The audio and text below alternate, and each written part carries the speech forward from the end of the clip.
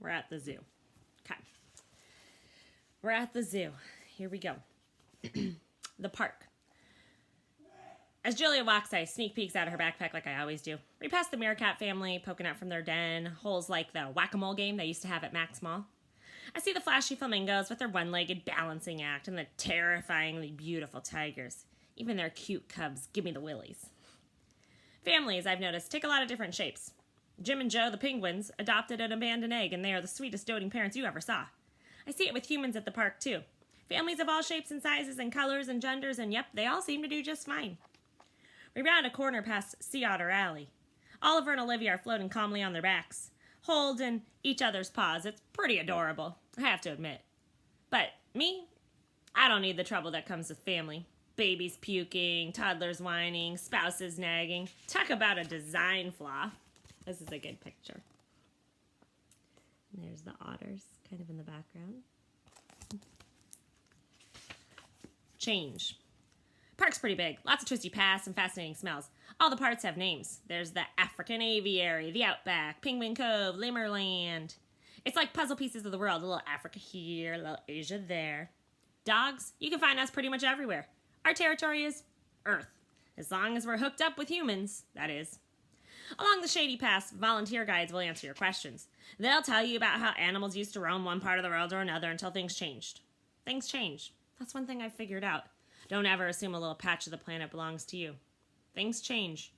Boxes go flying. Kind of brings that back a lot, doesn't he? My inner wolf. On our way, we always stop by the wolf habitat. Julia loves wolves. Probably because they remind her of me.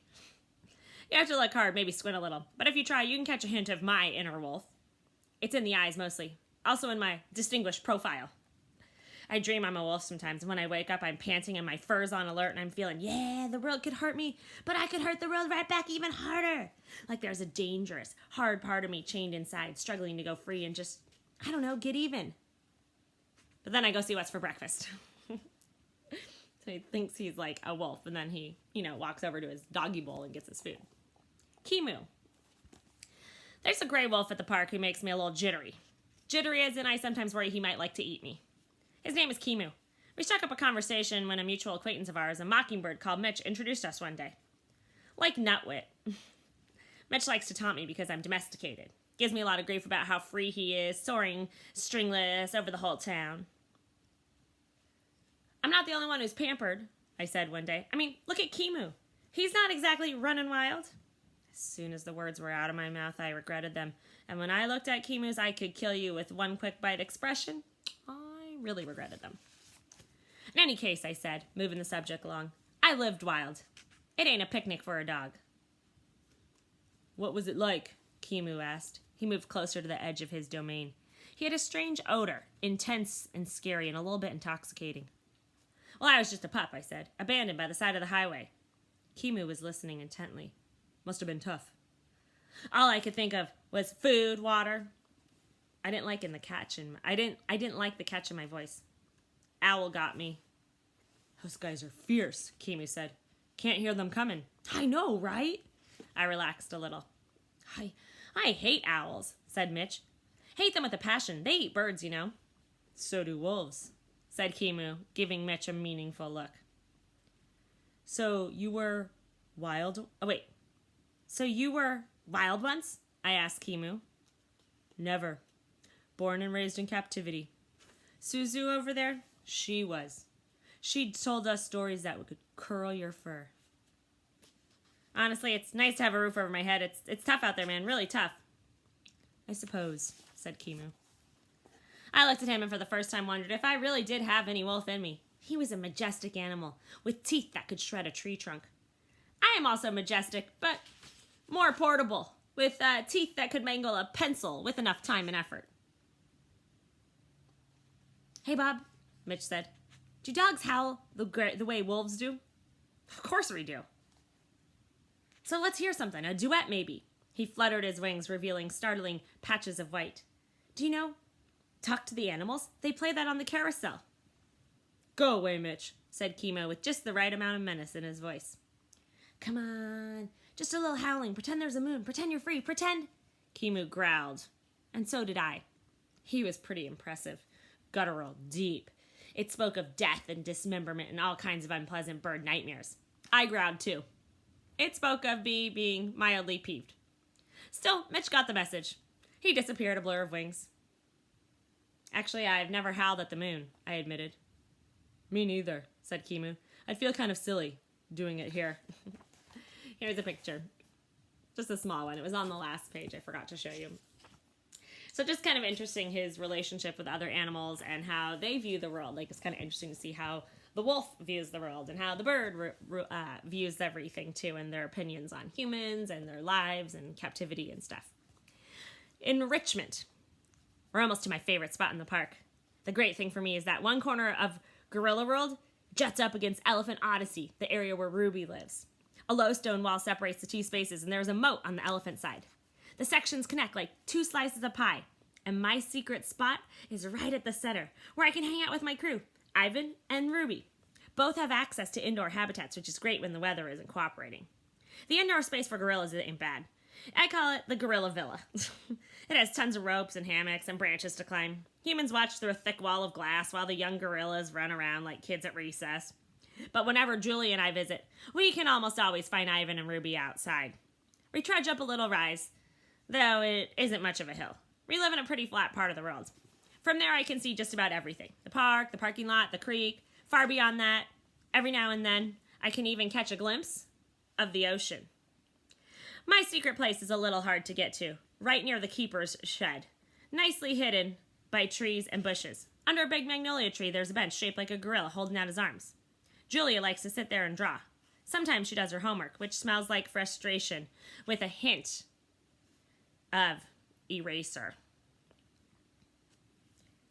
Whenever I visit, Julia props me up on the stone wall that separates Ruby's world from Ivan's. Visitors can't see me, and the keepers pretend not to see me. If they caught any other dog there, he'd be out in a heartbeat. But Ivan and Ruby and I have a history. I make them happy. I'm what you might call enrichment. At the park, they try to keep the animals engaged with surprises and challenges and changes to their environment. That's what enrichment is all about. The gorillas get watermelons to demolish and boxes to hide in and markers for drawing. The elephants get sprinklers and flavored water and elephant-sized rubber balls. Not exactly like a day in the real jungle, of course, but the keepers try as hard as they can to make life interesting. For Ivan and Ruby, I'm the ultimate enrichment. I'm their best pal. So the zookeepers do try and kind of vary it up a little bit. Something different than what Ivan and Ruby experienced when they were at the mall, right? And they're just domains, they're cages that really didn't have much in them. So here they try and give them a little bit of variety. The next chapter is called Walls and Bad Guys. Julie takes me out of her backpack and I settle onto the wide stone wall. It's my fave place on the planet because it means I can see Ivan and Ruby. But I also kind of hate it. Walls will do that to you. Look at this picture. Look who we're gonna see. The mighty silverback. Ivan, being Ivan, is a mellow kind of guy. Takes the good with the bad, only gets angry when he really needs you. When I complain about the walls at the park, he says, walls keep the animals in, but they also keep the bad guys out. Of course, gorillas don't have a whole lot of bad guys to deal with, elephants either, so humans step in to fill the void. Dogs? Sometimes it feels like we have enemies galore. Everyone wants a piece of us. Humans treat us badly. Cars really have it in for us. We even get eaten by coyotes, which is kind of like having your cousin invite you over for dinner and then inform you that you're their main course. Although, I'd probably just be the appetizer. Because the appetizer is like what you eat first at dinner. Because he's so small, he would just be the appetizer, not the main course of the meal. Anyways, after those 27 years stuck in a mall, Ivan is one of those glass half full kind of guys when it comes to the walls surrounding him. Glad to be with others of his own kind, cared for by smart and loving humans. I'm more of a water bowl of power half empty. Toilet half empty kind of guy. Every time I leave Ivan and Ruby, I'm painfully aware that I can leave. Ivan's address is Gorilla World. Ruby's is Elephant Odyssey. And me? I guess my address is the same as Julia and George and Sarah's. 1249 Hinman Avenue. I mean, of course it is. I've been living there a whole year now. It is. And yet sometimes I still wake up at night and think, gotta find shelter, gotta find safety, gotta find somewhere to belong. Guess I don't want to get too comfortable. Man, it's kind of really having a hard time with this idea. Is that? Julia's parents. Just not what I was expecting them to look like, I guess. Kind of an interesting thing there, how he's having some issues with this whole domesticated issue and being someone's pet and being loved and cared for. Gift.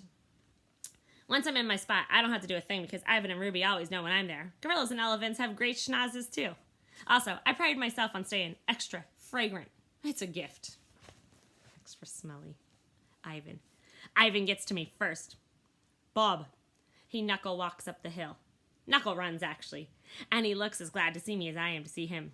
Seems like I've known Ivan forever. And yet every single time I see him, I feel kind of wed. He's so powerful, I feel kind of odd, sorry. He's so powerful, so huge. Like this magnificent silver mountain that just happens to be my best buddy. Hi, Ivan, Julia calls, waving. He cocks his head and makes a soft belch, which is gorilla for, I'm happy. Maya calls out to Julia from the door to the gorilla's indoor space.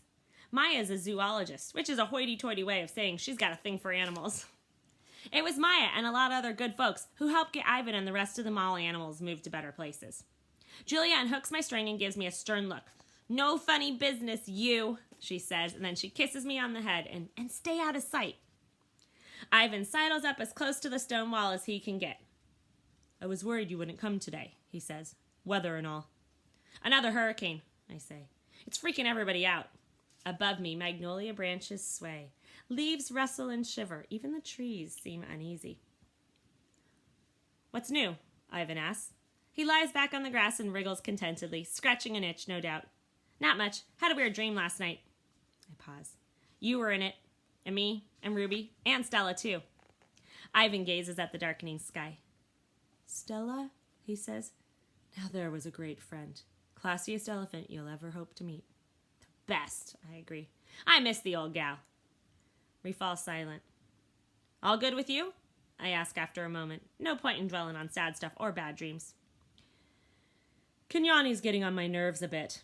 Ivan, do this. Ivan, do that. But she means well. Kenyani is Ivan's lady friend. Girlfriend? I've never been sure what they call it in gorilla. Kenyani doesn't really approve of me. She thinks I'm a bad influence on Ivan.